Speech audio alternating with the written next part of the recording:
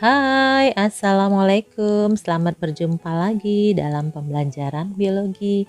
Kali ini kita akan membahas tentang metabolisme, yaitu bagian katabolisme. Pada katabolisme ini nanti kita akan membahas tentang respirasi aerob, respirasi anaerob, atau fermentasi ya. Oke, buat kalian yang ingin memahami materi ini dengan baik, jangan di skip ya. Semuanya bisa dapat mengerti kalau kalian belajarnya dari awal sampai akhir.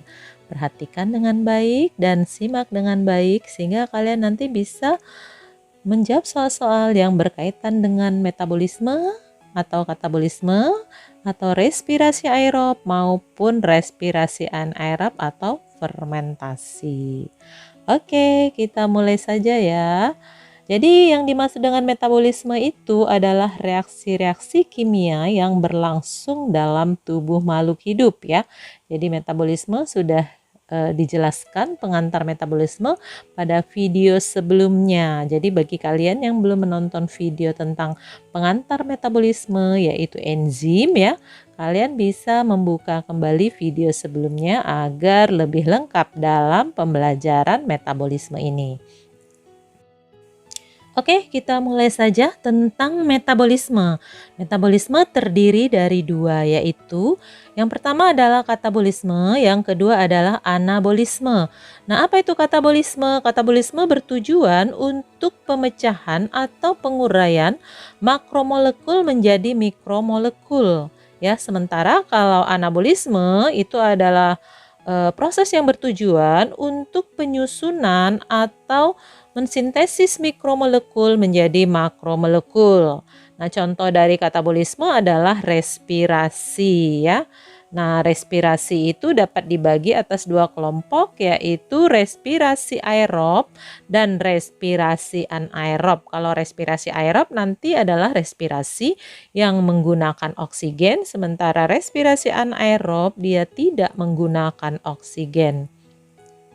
Nah, contoh pada katabolisme lainnya adalah peristiwa fermentasi ya. Jadi fermentasi ini ya mirip dengan respirasi anaerob, cuman pada fermentasi ini lebih penekanannya kepada mikroorganisme yang melakukannya ya.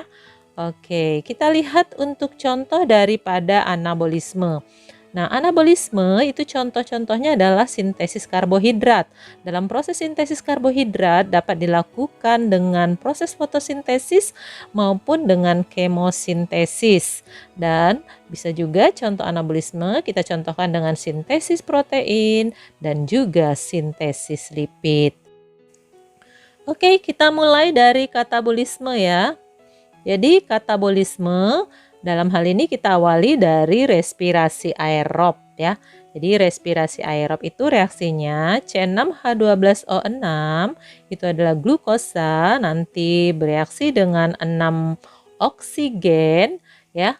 Kemudian akan terbentuklah senyawa 6CO2 tambah 6H2O atau air dan ada energi sebesar 38 ATP ya. Itu dia reaksi aerob dalam respirasi aerob. Nah, respirasi aerob ini dibagi atas 4 tahap ya. Apa saja 4 tahap itu? Yang pertama adalah glikolisis, yang kedua dekarboksilasi oksidatif, yang ketiga siklus Krebs, yang keempat adalah transfer elektron. Oke, selanjutnya adalah respirasi anaerob. Respirasi anaerob itu adalah respirasi yang tidak menggunakan oksigen. Kapan terjadinya respirasi anaerob? Itu dapat terjadi pada tanaman yang tergenang air ya. Jadi kalau akar tanaman lagi kebanjiran tergenang air, maka dia tidak bisa mengambil oksigen ya, sehingga dia harus melakukan respirasi secara anaerob. Juga pada seorang atlet yang lagi berlari jarak jauh ya, maka dia juga pasti kekurangan oksigen, maka dia akan melakukan respirasi secara anaerob ya. Nah, kita lanjutkan lagi dengan fermentasi ya. Jadi bedanya respirasi anaerob dengan fermentasi, kalau pada fermentasi ini dia dilakukan oleh mikroorganisme ya. Jadi kalau respirasi anaerob tadi kan pada tanaman ya, kemudian pada atlet atau pada manusia yang berlari jarak jauh. Kalau pada fermentasi ini dilakukan oleh mikroorganisme. Jadi dia juga melakukan pemecahan glukosa tanpa oksigen ya. Itu ada fermentasi, ini ada 3 ya yang lebih kita kenal. Yang pertama adalah fermentasi alkohol, yang kedua adalah fermentasi asam laktat, dan yang ketiga adalah fermentasi asam cuka atau asam asetat. Nah, untuk fermentasi alkohol dan asam laktat ini tidak menggunakan oksigen ya. Jadi, tapi kalau fermentasi asam cuka nanti dia berbeda, dia adalah fermentasi aerob ya. Jadi tidak semua fermentasi itu anaerob, ada fermentasi aerob. Jadi fermentasi adalah proses pemecahan glukosa ya dengan bantuan mikroorganisme.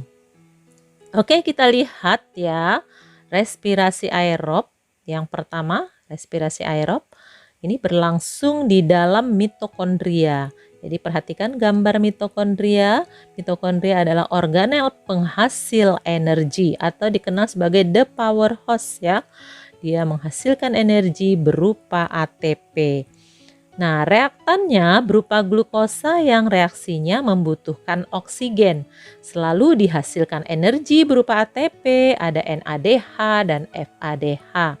Tahapannya dapat dibagi atas beberapa tahap ya. Yang pertama glikolisis yang berlangsung di sitoplasma atau di sitosol, kemudian tahap dekarboksilasi oksidatif dan siklus Krebs yang berlangsung di matriks mitokondria. Dan yang berikutnya adalah tahap transport elektron yang berlangsung di krista ya. Jadi kalian bisa lihat itu gambar daripada mitokondria ya. Gambar mitokondria itu terdiri dari membran luar dan ada membran dalam. Nah, membran dalam yang melekuk-lekuk ke arah dalam itu namanya krista. Dan bagian dalam dari krista itu disebut dengan matriks ya. Nah, di luar daripada mitokondria ini itu adalah sitoplasma ya. Jadi tadi sitoplasma itu tempat glikolisis, di dalam matriks tempat dekarboksilasi oksidatif dan siklus Krebs, sementara di krista terjadi transport elektron. Oke, kita lanjutkan lagi. Bagaimana tahap-tahap respirasi aerob? Tadi ada dibagi atas 3 kelompok ya. Yang pertama adalah tahap glikolisis ya. Glikolisis di mana nanti akan terjadi proses pemecahan glukosa menjadi asam pirufat ya. Kemudian tahap keduanya ada peristiwa dekarboksilasi dan siklus Krebs ya. Selanjutnya tahap berikutnya adalah peristiwa transport elektron ya. Nah, semua peristiwa ini menghasilkan ATP ya, tapi ATP terbesar nanti dihasilkan di transport elektron. Kita lanjutkan lagi struktur dari mitokondria sebagai organel sel sebagai tempat penghasil ATP atau energi dalam respirasi. Jadi di dalam sel kita ini paling banyak mitokondria itu adalah sel-sel otak dan sel-sel otot ya. Kenapa di sel otak dan sel-sel otot kita paling banyak organel mitokondria? Karena memang otak kita dan otot kita itu paling banyak membutuhkan energi ya. Jadi mitokondria banyak ditemukan di sel-sel otak maupun sel-sel otot ya. Nah, jadi struktur dari mitokondria ini ya, yang pertama itu adalah membran luar ya, membran luar, kemudian membran dalam ya, itu bagian membran dalam. Nah, membran dalam kalau melekuk ke arah dalam namanya adalah krista. Nah, isi dari krista itu disebut dengan matriks ya, isi dari membran dalam ya. Jadi isi dari membran dalam itu disebut dengan matriks. Oke. Nah, di luar daripada mitokondria ini namanya adalah sitoplasma atau sitosol ya. Jadi tadi kita sudah jelasin bahwasanya di sitosol ada glikolisis, kemudian di bagian matriks ada proses dekarboksilasi oksidatif dan siklus Krebs, sementara di bagian krista ada proses yang namanya transport elektron. Oke ya, sudah cukup jelas untuk struktur mitokondria. Kita lihat tahap yang pertama dari peristiwa respirasi aerob adalah glikolisis. Jadi glikolisis merupakan reaksi kimia untuk merombak satu molekul glukosa menjadi 2 molekul asam pirufat dan dihasilkan energi berupa 2 ATP dan 2 NADH. Prosesnya tidak memerlukan oksigen, berlangsung di dalam sitoplasma atau sitosol ya. Oke, ini bagian sitoplasma atau sitosol ya. Oke, kita akan mulai urutan proses yang terjadi pada glikolisis. Kita mulai dari langkah yang pertama, di mana di sini glukosa dirubah menjadi glukosa 6-fosfat ya. Di sini dibutuhkan enzim heksokinase, kemudian disertai ada pemecahan ATP menjadi ADP, di mana ATP harus dipecah menjadi ADP karena proses ini membutuhkan sumber energi. Di langkah yang kedua, glukosa 6-fosfat itu akan dirubah menjadi fruktosa 6-fosfat. Di sini dibutuhkan enzim heksose fosfat isomerase ya. Kemudian fruktosa 6-fosfat akan dirubah menjadi fruktosa 1,6 bifosfat. Di sini dibutuhkan enzim fosfofruktokinase dan juga dibutuhkan ATP sebagai sumber energi. Lalu fruktosa 1,6 bifosfat ini akan dirubah menjadi satu molekul gliseraldehid atau fosfoglyceraldehid atau PGAL dan satu molekul dihidroksi aseton fosfat atau DHAP. Nah, di mana nanti molekul DHAP akan diubah menjadi senyawa PGAL sehingga terbentuk dua molekul PGAL atau fosfat gliseraldehid. Nah, kita akan lihat langkah selanjutnya ya. Di sini proses ini membutuhkan enzim aldolase. Jadi dua molekul PGAL atau fosfogliseraldehid itu akan melanjutkan langkah berikutnya yaitu langkah kelima ya. Jadi nanti fosfogliseraldehid akan dirubah menjadi 1,3 bifosfogliserat ya. Jadi ini kanan dan kiri ya. Jadi dua-dua jalur ini akan bersama ya. Akan saya jelaskan keduanya. Di sini akan dibutuhkan enzim yang namanya G3P dehidrogenase. Dan pada proses ini setiap molekul PGAL itu nanti 1,3 bifosfat gliseraldehid itu mengikat fosfat ya, sehingga satu molekul PGAL nanti akan menghasilkan yang namanya 1NADH ya. Di sini akan dihasilkan 1NADH. Lalu ya 1,3 bifosfogliseral dirubah menjadi 3 fosfogliseral ya. 3 fosfogliseral dan proses ini membutuhkan enzim fosfogliserat kinase. Dalam proses ini akan dihasilkan ATP ya. Selanjutnya ya, 3 fosfogliserat itu akan membentuk 2 fosfogliserat. Langkah ketujuh ini membutuhkan enzim fosfogliserat mutase. Selanjutnya 2 fosfogliserat diubah menjadi senyawa fosfoenolpirufat ya atau PEP. Dan proses langkah ke-8 ini membutuhkan enzim enolase ya. Selanjutnya ya, nanti fosfoenolpirufat akan dirubah menjadi asam pirufat dan itu membutuhkan enzim pirufat kinase. Dan di sini akan dihasilkan atau dibentuk ATP ya. Oke, jadi itulah dia. Jadi ATP itu adalah adenosin trifosfat, merupakan sumber energi yang nantinya digunakan untuk transfer aktif menuju mitokondria ya. Karena untuk dua molekul NADH yang dihasilkan akan ditransfer ke tahap transfer elektron ya. Jadi itulah dia ringkasan tahap glikolisis ya.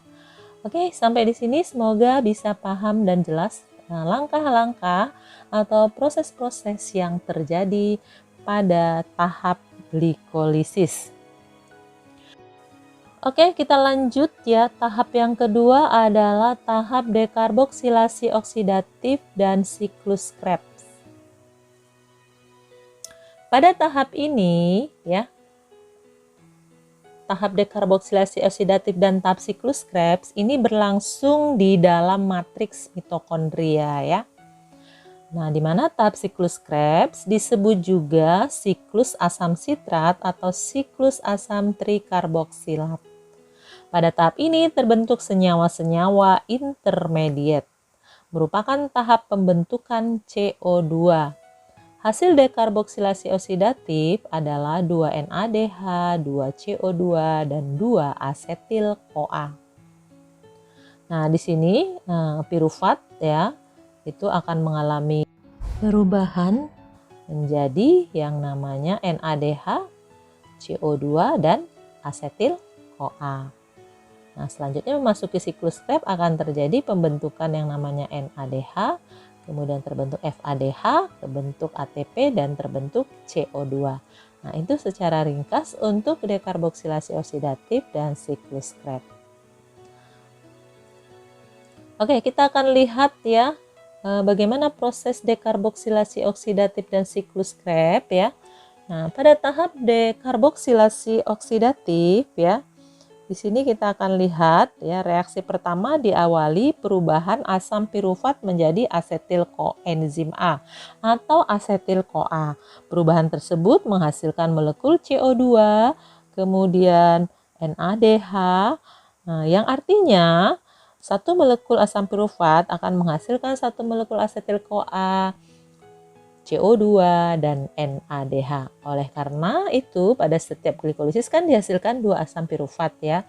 Maka dekarboksilasi oksidatif ini nanti akan menghasilkan dua molekul asetil CoA, dua molekul CO2, dan dua molekul NADH.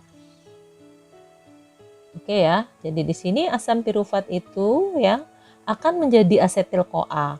Lalu akan dihasilkan 2 CO2, 2 NADH, dan 2 asetil CoA. Oke, kita lanjutkan lagi ya.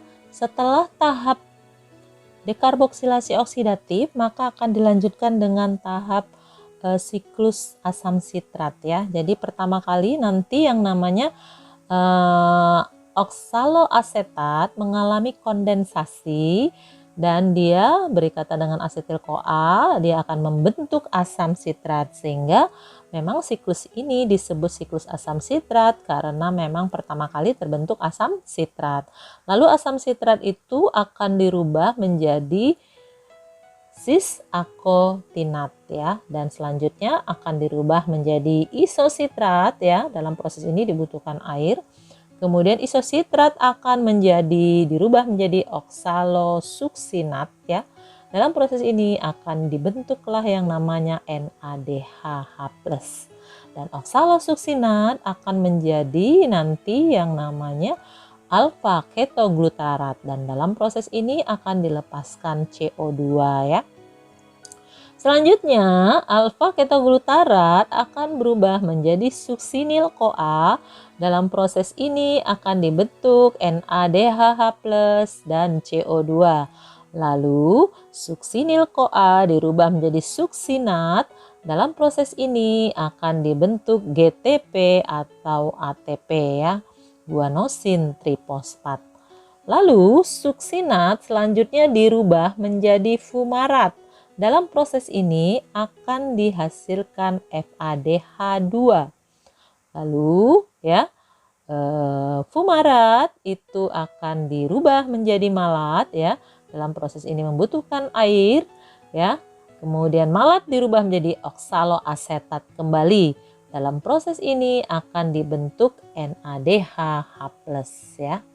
Nah, jadi kita lihat di sini ya, bahwasanya hasil akhirnya dapat disimpulkan dalam siklus Krebs terbentuk 6 NADH ya. Perhatikan NADH yang berwarna biru ya.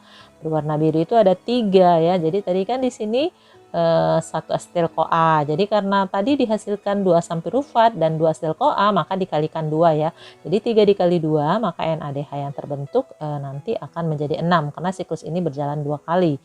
Kemudian FADH ya, perhatikan FADH warna ungu ya lingkarannya tadi. Nah, dia hanya 1 di sini karena siklus ini 2 kali, maka dia dihasilkan 2 FADH2. Selanjutnya untuk GTP ataupun ATP tadi ada 1 dikali 2 jadi 2. Kemudian CO2 ya, CO2 ada 2 di sini karena ada 2 kali siklus ini maka menjadi 4.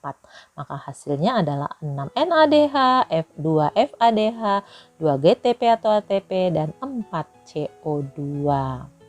Oke, kita lanjutkan tahap berikutnya adalah transport elektron ya. Jadi pada transport elektron merupakan reaksi akhir dari tahapan respirasi aerob. Dia berlangsung pada membran dalam atau krista mitokondria. Ya, merupakan reaksi penghasil energi terbesar. Nah, kalau kita perhatikan ini gambar dari mitokondria ya.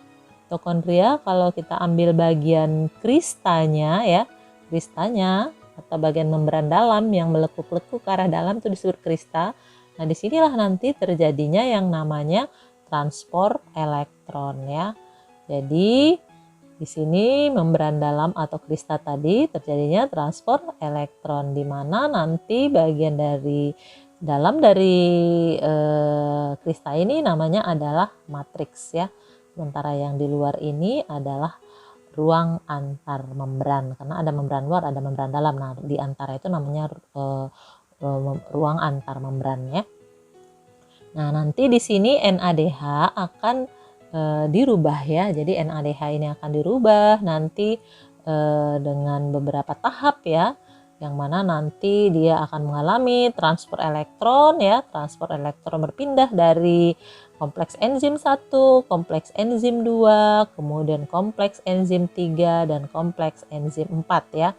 Dan akhirnya nanti elektron yang berpindah-pindah itu akan membentuk air ya dengan adanya oksigen sebagai aseptor elektron terakhir. Nah, dan dalam proses itu nanti dibentuklah H2O dan dihasilkan juga ATP ya.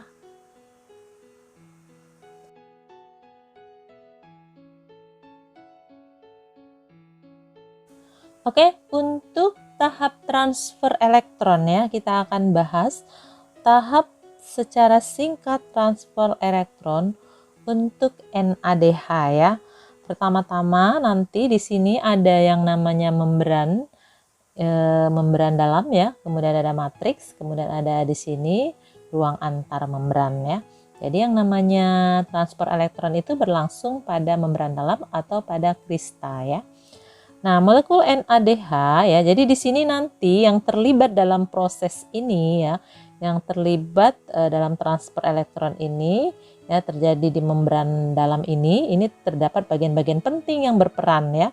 Yang pertama nanti ada kompleks protein 1, ada kompleks protein 2, ada kompleks protein 3, kompleks protein 4, ada ubiquinon, ada sitokrom C ya. Proses ini disebut dengan fosforilasi oksidatif dan ditemukan pada tahun 1948 oleh Eugene Kennedy dan Albert Leininger ya.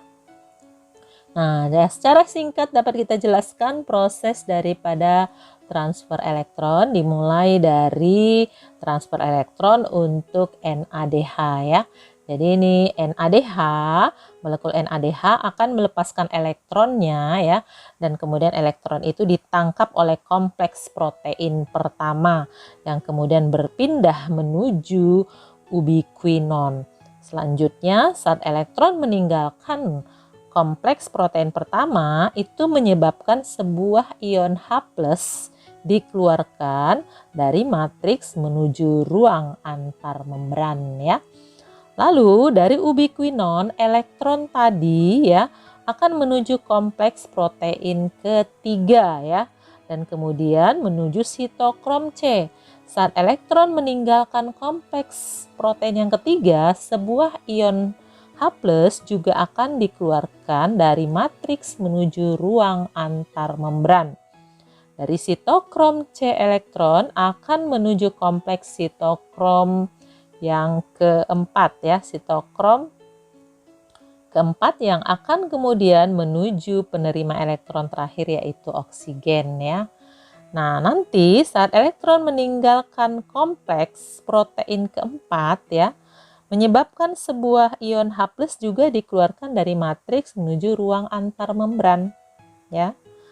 Nah, kemudian oksigen ya setelah menerima elektron akan mengikat H+ dan membentuk molekul air H2O. Nah, kemudian ketiga H+ yang telah dikeluarkan tadi dari matriks menuju ruang antar membran itu akan kembali ya, kembali dia nanti ya masuk lagi ke dalam matriks ya, dan dia akan menuju ATP sintase ya yang berada di membran tersebut. Nah, jadi setiap H+ yang masuk melalui ATP sintase akan menghasilkan satu molekul ATP. Nah, karena tadi ada 3 H+ yang dipompa dari matriks keluar, sehingga nanti akan dihasilkan ATP-nya sebanyak 3 ya. Jadi dari 1 NADH akan dihasilkan 3 molekul ATP ya, atau 3 ATP. Itu untuk NADH. Ini hasil dari glikolisis tadi ya, ada 2 NADH ya, dari hasil dekarboksilasi oksidatif ada 2 NADH juga ya. Kemudian dari hasil siklus Krebs ada 6 NADH, jadi ada totalnya itu ada 10 NADH. Nanti 10 NADH ini berikatan dengan 5 oksigen akan terbentuk 10 NAD ditambah 10 H2O dan ditambah dengan 30 ATP ya, karena tadi ada 3 ATP yang dihasilkan dari 1 NADH. Karena ada 10 NADH berarti 10 dikali 3 dihasilkanlah 30 ATP. Oke, kita akan lanjutkan lagi transfer elektron dalam proses transfer elektron untuk molekul FADH2 ya. Jadi pada molekul FADH2 dia akan melepaskan elektronnya dan ditangkap oleh kompleks protein kedua ya. Jadi nanti dari kompleks protein kedua dia akan menuju ubiquinon. Selanjutnya ya, karena di sini tidak ada pompa ion H+. Lalu elektron itu berpindah dari ubiquinon akan menuju kompleks protein yang ketiga. Di sana ya tentu saja di sini akan ada pompa ion H+ yang keluar dari matriks menuju ruang antar membran. Selanjutnya elektron itu berpindah ya dari protein kompleks 3 ya ke sitokrom C dan menuju kompleks protein 4 ya. Nah, pada saat melewati kompleks protein 4, elektron itu menyebabkan pompa ion hidrogen dari matriks menuju ruang antar membran. Sehingga nanti di sini akan dihasilkan ion hidrogennya yang dipompa ada 2 ya. Nah, kemudian nanti yang namanya elektron yang dari pompa daripada protein keempat tadi ya, protein kompleks keempat tadi itu akan berikatan dengan H+ tambah oksigen membentuk molekul air ya. Akan dihasilkanlah air dengan oksigen sebagai aseptor elektron terakhir. Nah, kemudian yang ion H+ yang dipompa dari matriks ke ruang antar membran tadi akan dipompa lagi atau masuk kembali ke dalam matriks ya melalui ATP sintase ya. Dan di sini akan terbentuklah ADP menjadi ATP ya untuk 1 H+. Karena tadi ada 2 H+-nya, maka dari setiap FADH2 ini akan dihasilkan 2 ATP ya. Jadi ingat kalau 1 NADH itu setara dengan 3 ATP, kalau 1 FADH2 itu setara dengan 2 ATP. Nah, dari siklus Krebs tadi ya ada 2 FADH2 yang dihasilkan ya. Sehingga nanti dari 2 FADH2 ini ya nanti berikatan dengan oksigen membentuk 2 NAD, akan dihasilkan juga 2 molekul air dan 4 ATP. Jadi dari 2 FADH2 akan dihasilkan 4 ATP. Oke, sehingga kalau kita gabungkan ya untuk dari NADH dan dari FADH ada berapa ATP yang dihasilkan ya. Nah, jadi berapa ATP yang dihasilkan dan berapa molekul air yang dihasilkan. Nah, jadi ingat bahwa 1 NADH setara dengan 3 ATP, dan 1 FADH2 setara dengan 2 ATP ya. Jadi tadi kan ada 10 NADH ya, maka terbentuklah 30 ATP dan 10 molekul air. Kemudian ada 2 FADH2, terbentuklah 4 ATP dan 2 molekul air.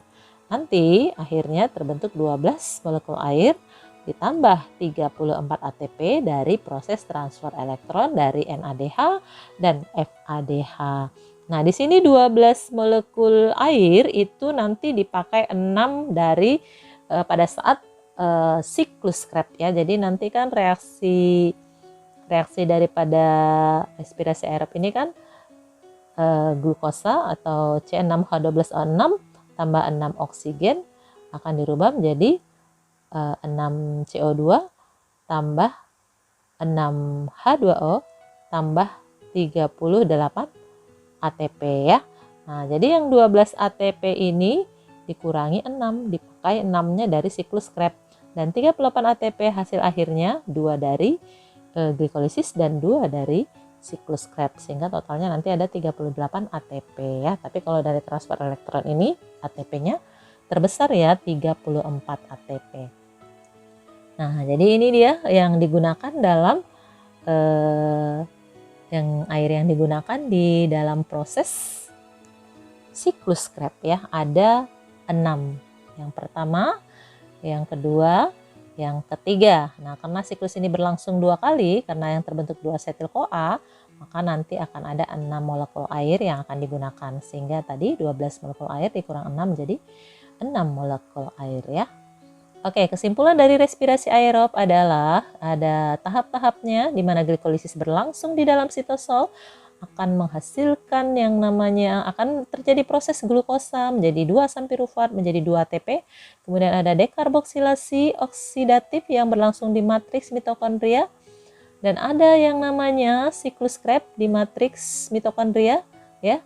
Dia dihasilkan di sana 2 ATP, kemudian dalam transfer elektron yaitu di bagian krista akan dihasilkan 34 ATP. Jadi totalnya nanti ATP yang dihasilkan dari respirasi aerob ini adalah 38 ATP. Nah, untuk lebih jelasnya kesimpulannya bisa dilihat dalam tabel berikut ya. Jadi tahapannya tadi ada 4. Yang pertama glikolisis berlangsung di sitoplasma, inputnya adalah glukosa, produk yang dihasilkan berupa 2 ATP, 2 asam pirufat, dan 2 NADH. Kemudian tahap kedua ada dekarboksilasi oksidatif di mana tempat berlangsungnya matriks mitokondria, inputnya 2 asam pirufat ya. Kemudian produknya nanti adalah 2 asetil-CoA, 2 CO2 dan 2 NADH. Tahap ketiga adalah siklus Krebs atau siklus asam sitrat atau siklus asam trikarboksilat. Di sini tempat berlangsungnya matriks mitokondria. Inputnya 2 asetil-CoA di mana produknya adalah 2 ATP, 4 CO2, 6 NADH dan 2 FADH2. Dan yang terakhir adalah transport elektron di mana di sini berlangsung dalam membran dalam mitokondria ataupun krista. Inputnya 10 NADH dan 2 FADH2. Hasilnya ataupun produknya adalah 34 ATP dan 12 air ya. Nah, untuk reaksi singkat daripada respirasi aerob itu adalah C6H12O6 ditambah 6 molekul oksigen menjadi 6 CO2 tambah 6 H2O tambah 38 ATP. Ingat ya, tadi ada 12 H2O di transfer elektron dikurangi 6 dalam siklus Krebs sehingga tertulis hanya 6 H2O-nya ya. Dan 38 ATP-nya dapat dilihat dari glikolisis 2, dari siklus Krebs ada 2, dan dari transport elektron ada 34. Sehingga totalnya 38. Itulah dia kesimpulan dari respirasi aerob. Oke, bisa paham dan jelas ya. Oke, kita lanjutkan lagi respirasi anaerob atau fermentasi ya. Respirasi anaerob atau fermentasi ini adalah perombakan glukosa tanpa ada oksigen. Umumnya terjadi pada bakteri anaerob atau ragi. Dibedakan atas fermentasi alkohol dan fermentasi asam laktat. Dia tidak melewati fase siklus Krebs sehingga energi yang dihasilkannya juga lebih kecil yaitu 2 ATP.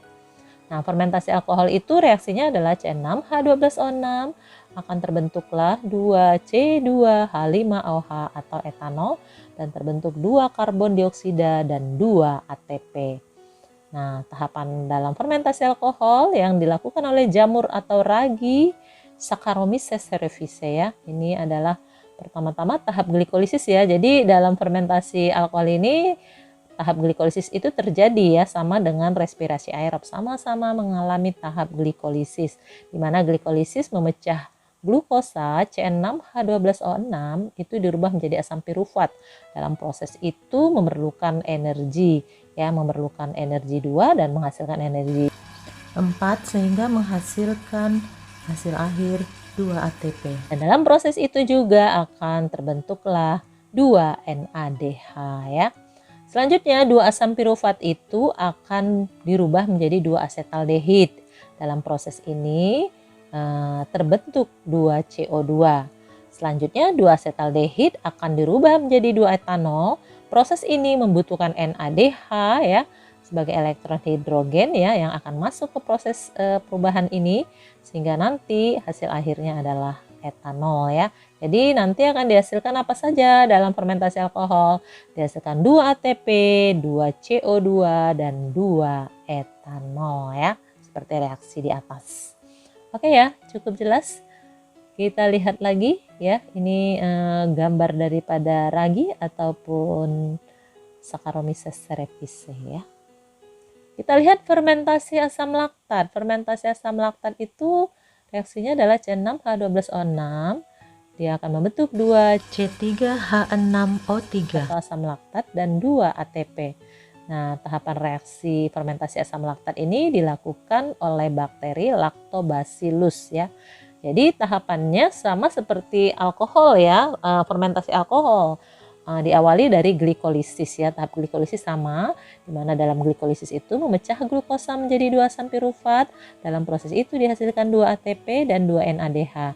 Nah, di sini pada fermentasi asam laktat, pirufat itu langsung dirubah menjadi 2 asam laktat ya. Kalau tadi pada fermentasi alkohol kan pirufat menjadi 2 asetildehid dulu ya. Kalau di sini pirufat menjadi 2 asam laktat dan proses itu membutuhkan NADH. Sehingga nanti dalam fermentasi asam laktat ini pada akhirnya dihasilkan 2 ATP dan 2 asam laktat ya.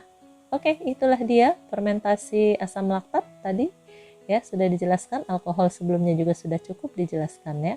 Kalian bisa paham dan mengerti perbedaannya. Kita lihat perbedaan respirasi aerob atau fermentasi pada asam laktat dan alkohol ya. Nah, jadi mereka sama-sama mengalami glikolisis ya, di mana glukosa dipecah menjadi 2 asam pirufat. Dalam proses itu dihasilkan 2 ATP dan 2 NADH. Nah, nanti perbedaan mereka di 2 asam pirufat ini akan berbeda prosesnya ya. Kalau kita lihat dulu yang sebelah kiri ya, fermentasi asam laktat.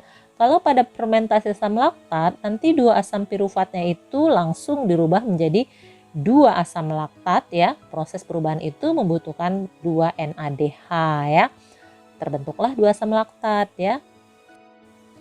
Nah, sementara kalau pada fermentasi alkohol nanti 2 asam piruvatnya itu akan dirubah dahulu menjadi 2 asetaldehid dan dalam proses itu akan dilepaskan CO2. Baru setelah terbentuk 2 asetaldehid maka dibentuklah dari asetaldehid dirubah menjadi 2 etil etanol atau 2 alkohol ya. Dan dalam proses ini membutuhkan NADH. Jadi bisa jelas ya bahwa perbedaan fermentasi asam laktat dengan fermentasi alkohol itu bahwa dalam fermentasi alkohol itu dihasilkan CO2, fermentasi asam laktat tidak dihasilkan CO2. Jadi CO2 itu terjadi gara-gara adanya perubahan asam pirufat menjadi asetaldehid ya. Sementara kalau fermentasi asam laktat dia langsung asam pirufat jadi asam laktat, tidak ada terbentuk asetaldehid. Sementara kalau fermentasi alkohol ada dulu terbentuk asetaldehid baru terbentuk etanol atau alkohol ya. Dan mereka sama-sama menghasilkan 2 molekul ATP ya, sama-sama menghasilkan masing-masing produknya 2 asam laktat dan fermentasi alkohol 2 etanol. Sama-sama tidak menggunakan oksigen ya. Nah, ini kita lihat perbedaannya lebih bisa dipahami. Jadi yang namanya respirasi anaerob itu ya merubah glukosa ya menjadi asam pirufat ya, dan di sana dihasilkan 2 ATP ya. Kemudian lalu nanti asam pirufat menjadi alkohol dan CO2 kalau pada fermentasi alkohol. Kalau pada fermentasi asam laktat dia menghasilkan asam laktat saja tanpa CO2. Nah, kalau pada respirasi aerob ya itu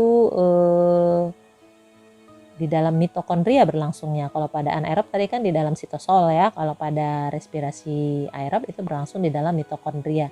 Nah, jadi ingat ya, dalam transfer elektron nanti akan dihasilkan yang namanya 34 ATP ya, 34 ATP itu.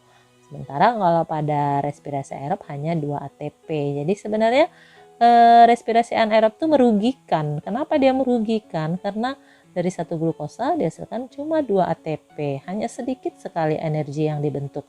Sementara pada respirasi aerob itu dihasilkan 34 ATP ya. Ditambah nanti dari glukosis 2 ATP, dari siklus Krebs 2 ATP, jadi totalnya ada 38 ATP yang dihasilkan dalam respirasi aerob ya. Jadi sangat besar energi yang dihasilkannya ya. Oke, itulah dia ya perbedaan respirasi aerob dan respirasi anaerob. Untuk lebih jelas dalam tabel kita buatkan supaya kalian lebih jelas lagi dan lebih paham lagi ya. Respirasi aerob itu butuh oksigen, sementara kalau respirasi anaerob itu tidak membutuhkan oksigen. Kemudian respirasi aerob itu tempat reaksi terjadi pada sitoplasma dan mitokondria, sementara kalau pada anaerob atau respirasi anaerob terjadinya pada sitoplasma atau sitosol ya. Kemudian respirasi aerob itu memecah glukosa secara sempurna menjadi CO2 dan H2O. Sementara anaerob itu tidak sempurna memecah glukosa menjadi CO2 dan H2O. Pada respirasi aerob itu akan menghasilkan 38 ATP, pada respirasi anaerob hanya 2 ATP. Lalu respirasi aerob itu hidrogen yang dibebaskan bergabung dengan oksigen membentuk molekul air.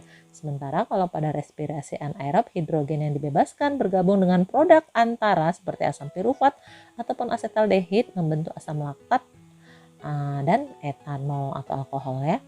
Nah, pada respirasi aerob keberlanjutannya tanpa batas, sementara pada respirasi anaerob itu keberlanjutannya jangka pendek. Nah, untuk reaksinya ya bisa diperhatikan itu reaksinya C6H12O6 tambah oksigen ya, terbentuklah 6 molekul air, terbentuk 6 CO2 tambah 38 ATP. Sementara pada respirasi anaerob itu ada 2 ya, reaksi pembentukan 2 asam laktat dan 2 ATP. Kemudian glukosa dipecah menjadi 2 alkohol, 2 CO2 dan 2 ATP. Jadi itu tergantung reaksinya ya. Kalau reaksi fermentasi asam laktat terbentuk 2 asam laktat dan 2 ATP.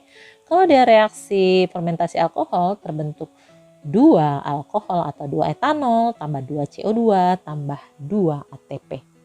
Oke, itulah dia perbedaan respirasi aerob dan respirasi anaerob. Semoga apa yang dijelaskan cukup bisa dimengerti dan bisa dipahami dengan baik, sehingga kalian akan lebih mantap lagi dalam menjawab soal-soal tentang respirasi ya. Semoga kalian sukses selalu. Terima kasih. Assalamualaikum.